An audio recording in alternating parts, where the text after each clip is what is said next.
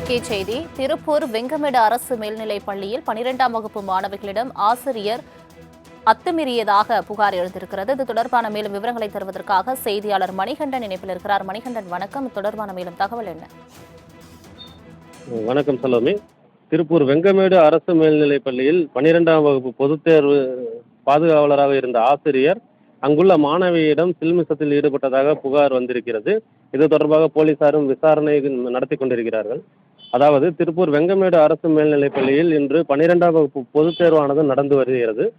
இந்த நிலையில் அம்மாபாளையம் பகுதியில் உள்ள தனியார் பள்ளியைச் சேர்ந்த ஆசிரியர் சம்பத்குமார் அந்த தேர்வு அறையின் மேற்பார்வையாளராக நியமிக்கப்பட்டிருந்தார். அவர் தேர்வு நடந்து கொண்டிருந்த போது அங்கிருந்த 6 மாணவிகளிடம் ஏதாவது துண்டுச்சீட்டு வைத்திருக்கிறார்களா என சோதனை செய்துள்ளார்.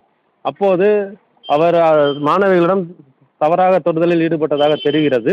இதனிடையே தேர்வு முடித்து வெளியே வந்த மாணவிகள் பள்ளியின் தலைமை ஆசிரியரை சந்தித்து தேர்வு அறையில் இதுபோல மாணவிகளை தகாத முறையில் தொட்டு ஆசிரியர் சீண்டலில் ஈடுபட்டதாக புகார் அளித்துள்ளார்கள்.